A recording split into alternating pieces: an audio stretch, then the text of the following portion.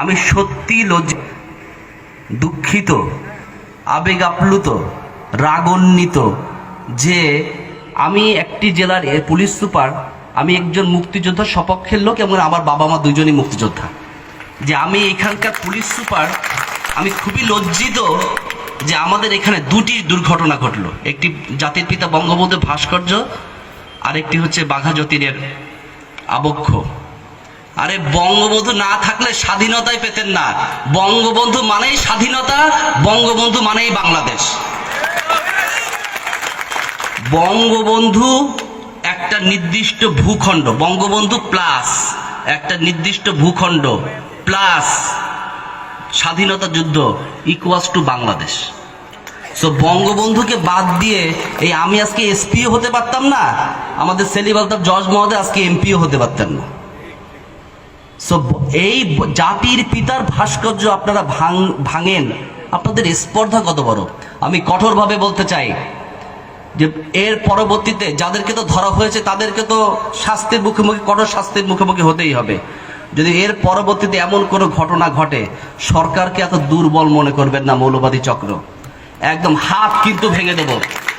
যেই হাত দিয়ে কোনো ভাস্কর্য ধরারও চেষ্টা করবেন সে হাত কিন্তু ভেঙে দিব। সরকারকে এত হালকা ভাবার কিন্তু কিছু নাই।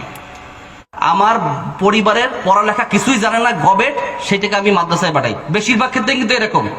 আরেকটা শ্রেণীকে মাদ্রাসায় পাঠাই, এই যে আমাদের দরিদ্র মানুষরা, যে যারা মনে করি যে ওই ছেলেটাকে মাদ্রাসায় পড়াইলে মনে আমি বেঁচতে চলে যাব। আপনার ছেলেকে মাদ্রাসায় পড়াই কিন্তু আপনি বেঁচতে চাইতে পারবেন না।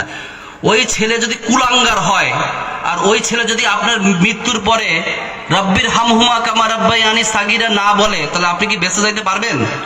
পারবেন না।